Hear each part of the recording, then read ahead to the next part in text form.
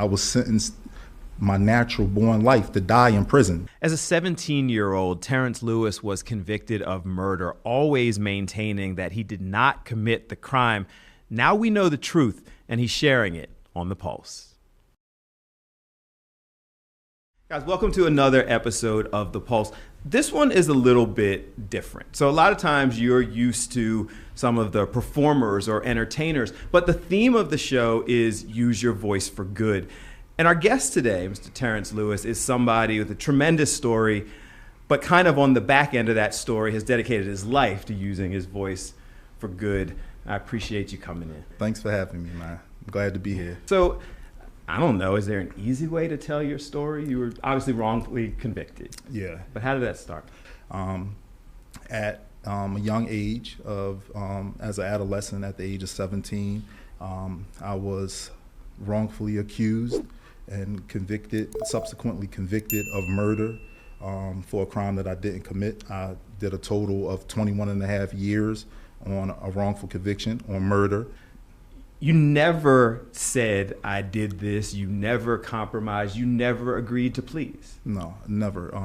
The reality is, an innocent man shouldn't, succumb or to fabricate, something that isn't in fact true. The reality is that, I didn't commit the crime, but nonetheless, I was sentenced my natural born life to die in prison. I know this is hard to revisit, but this is what you do. Like, you're sharing your story to try to make it better for other people. Exactly. Coming after you.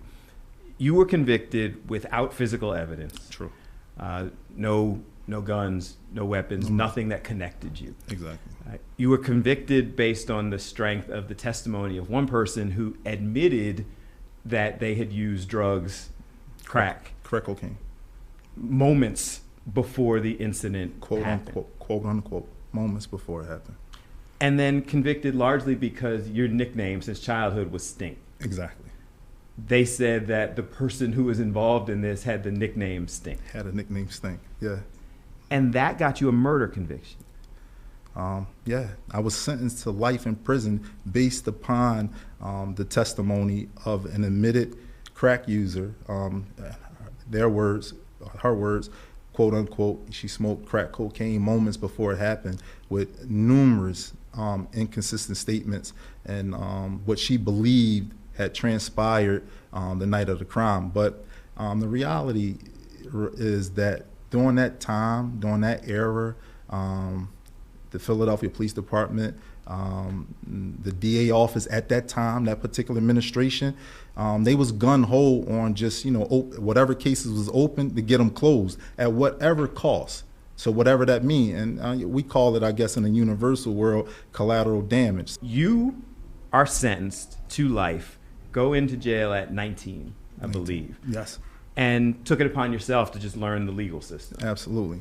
As that happened, you then find out that one of the people who was there at the crime that night said to their attorney, that's not him. I had never met that guy. I met him when we came to court together.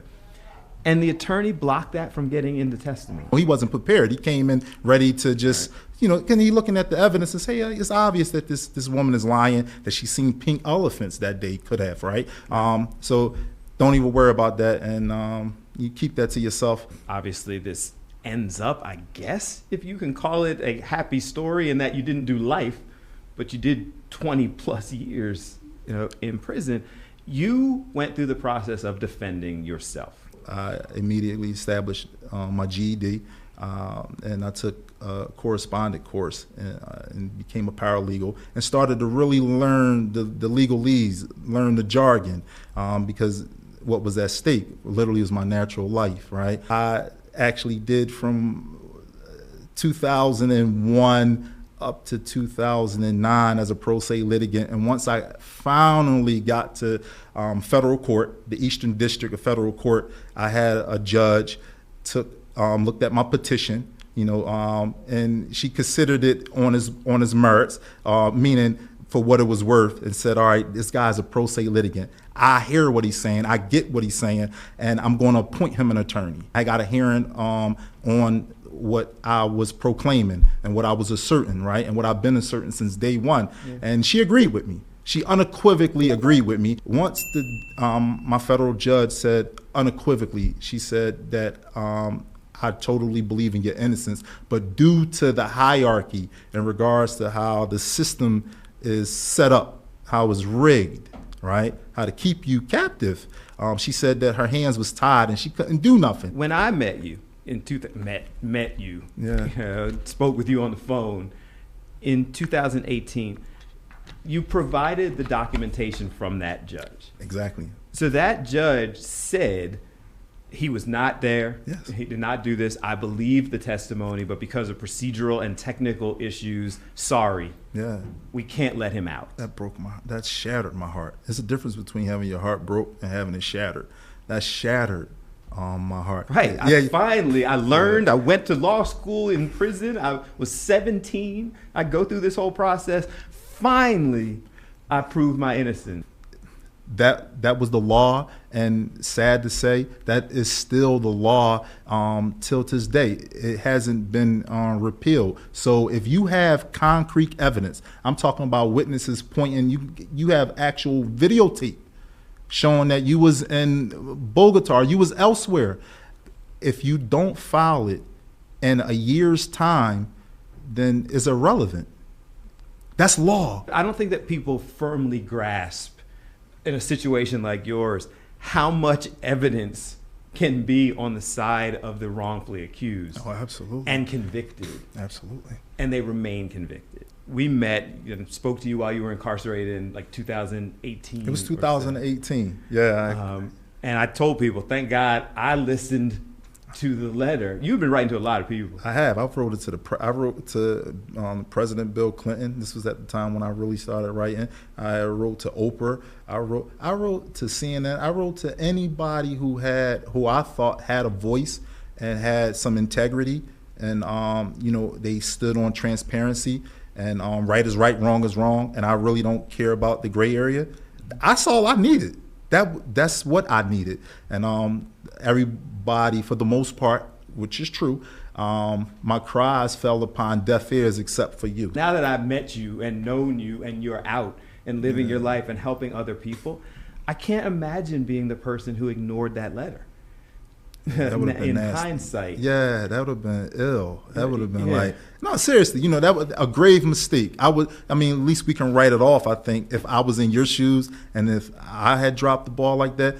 From a moral perspective, I'd have been like, damn, man, like, I know I would have, that's just how Listen, for me, and this isn't about me, but for me, the interaction with you was a reminder of the power that people have on the other side of the microphone or the camera, and please don't take it for granted. That's right. And I remember talking to people about that going, this guy really didn't do it. Yeah. And nobody's paying attention to the story. Coming up next, he says he always kept the faith, but after 20 years, even faith is challenging. That's what I used to always tell myself, that, everything, happens for a purpose. I couldn't identify. What's the purpose of this? Exactly.